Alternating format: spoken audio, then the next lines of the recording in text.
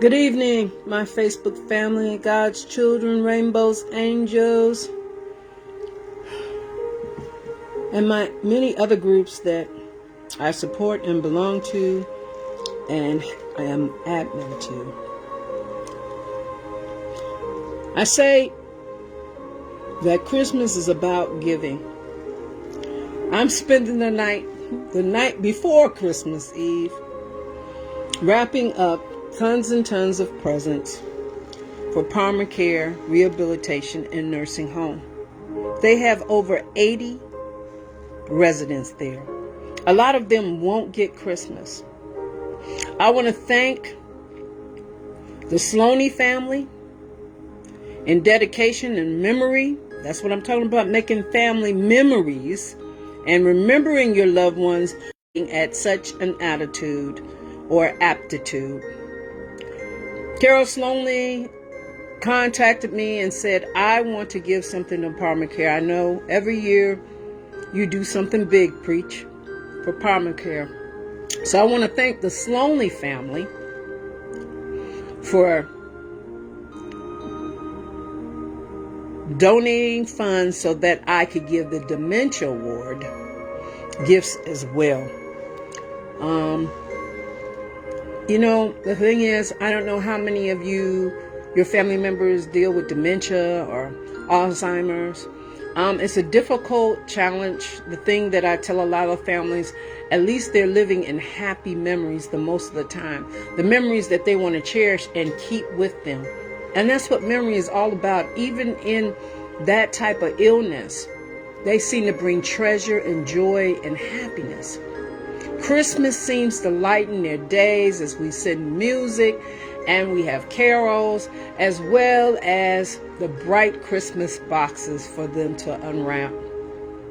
So I will be heading to Parma Care tomorrow morning, also preparing for my family and my Christmas Eve. But I will be dropping this off so that each one of the residents will have a Christmas day with a gift, because a lot of the residents don't even have family members anymore. Yeah, I've been wrapping, and I still have more wrapping to do. It would have been nice if somebody would have wanted to volunteer to help me just wrap presents, over 80 presents. But you know what? I tell God, I'm blessed to be able to have the capability to fulfill so many joys to so many people. A lot of times we pass them by. A lot of us may put people in our family in nursing home and forget about them. Don't forget about them. Cherish them. Make sure you make more and more memories for them. I hope this doesn't fall. More and more memories for them each year. Because even if they get Alzheimer's, or they get the Alzheimer's, or go through any type of loss, they will remember and cherish these days that they spent with their family over and over and over again. I sit with them, they tell me so many stories of their family. I might not meet their families, but I feel I know their families. I know their childhood. I know their relationships, their marriages, their things that they have done that has brought pleasure to their lives. So when I ask you again and again and again and again, Christmas is about not receiving, not getting what you want, not sitting up there and alienating people because you hate or you're angry with them, or you just want to fix them, or you're just so angry that you can't patch the wounds of forgiveness. So many families have abolished their family members because of race, creed, color, religion, or gender. It is the time that you need to render acceptance, love, and forgiveness for each and every one of you.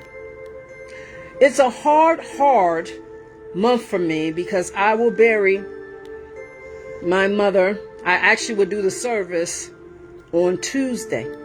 So we've been not only preparing for Christmas, but preparing for a funeral as well. I told you I lost my mother, my birthright mother, just the 18th of December. We lost our grandmother right before Thanksgiving. The holiday seasons when it's supposed to be merry and gay, it sometimes gives us dismays and hurt and pain. I know a lot of you have lost people and it still sits in your brain, but don't let it sit there and proclaim the joy and the happiness and what Christmas is all about, a second chance of life, a newness, the forgiveness and the understanding of our Father above and so many others. Most of all, to proclaim a love and understanding to each one. It's not about that dollar. It's about the thought and the things that you do and the tributes that you do for people. So tribute and make sure you make that loved one a memory. Helen Sloan,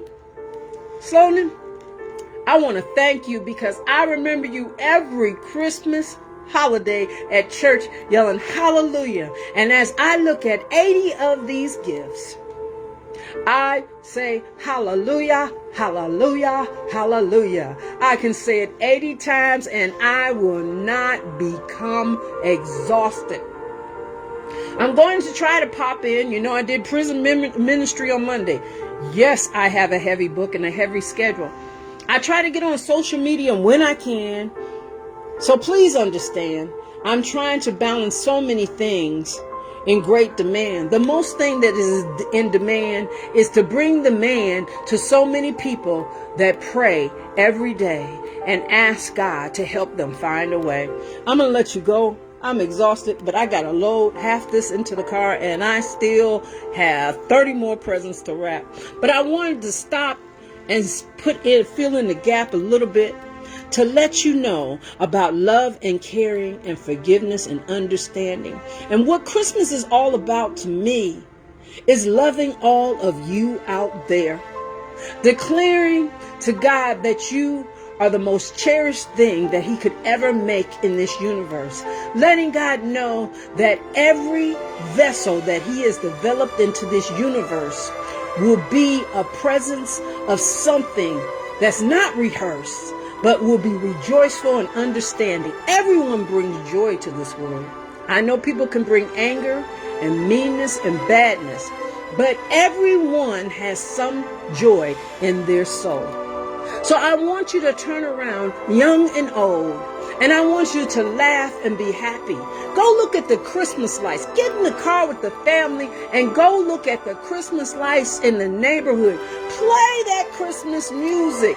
You see, the thing is, we're so blessed to make it through this coronavirus blues that chooses to take us and lose, that we sit there and we do not realize how blessed we are to have breath in our lungs, to begin again, to be able to renew and to descend.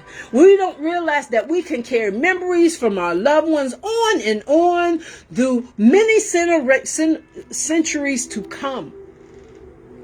All I have to do, and all you have to do, is tell God to let thy will be done. I'm going to let you go.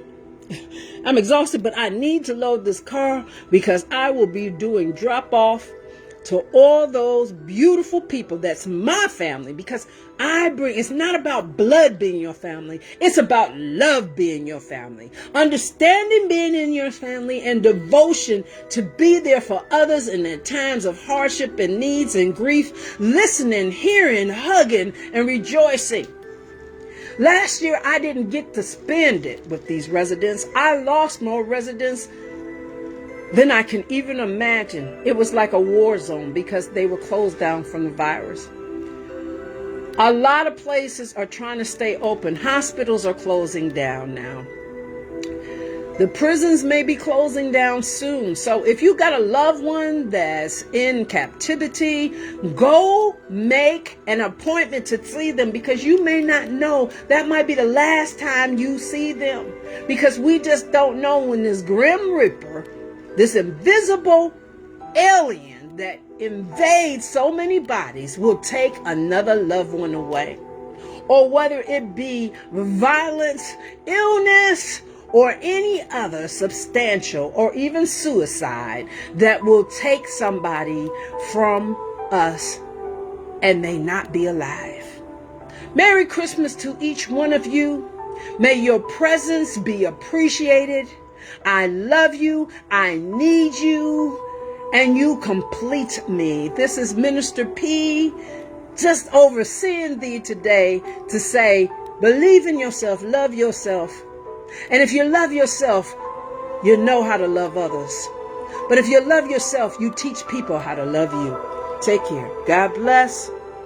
And also, I want to thank the people from Africa for making a video for my brother, Kevin Freeman. You know he's been on a ventilator. I'm praying that the hospital stays open so that I can see him, to play him this wondrous video on Christmas morning, which I will be there first thing in the morning like a little kid with gifts and presents, because I'm so blessed that he's still alive this Christmas. We could have lost him many, many months, but for some reason he's still here. And I know it is. It's from your prayers and your atmosphere. It's from your loving devotion, praying for him and keeping him. Even when he falls down, he says, I can't get up. I can't pray no more. You call the glory and you give a door and so much more. That's why he's still making it through each and every day. And he's starting to actually smile and be happy. You see, his brain is sound. It's just that his body is just unbound. So he knows everything. He hears everything. I read the prayers that you say to him when I'm there. So keep telling me those prayers. Keep letting me know that you're there. He can't believe how many people have reached out. And he says, thank you. He can say thank you now. And he can say, I love you. And he can say, as he tries to get it out, pray for me. Thank you. And I will talk to you later. I've got to get all these packages, these 80 packages in. I also think I'm going to be delivering a present to a family that has been really going through deaths and whatnot. The young lady and the husband, I told you that lost his wife, and she's lost her mother.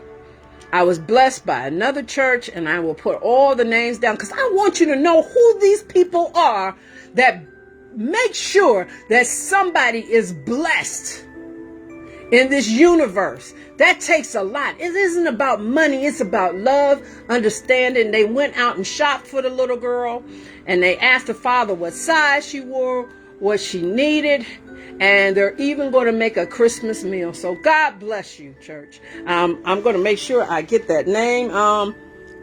Miss Freeman, if you can shout out that name for me. All right. I love you, and I'll talk to you later. I've taken too much time out, too much rest time to talk, more time to work. God's devotion. Take care. Minister P.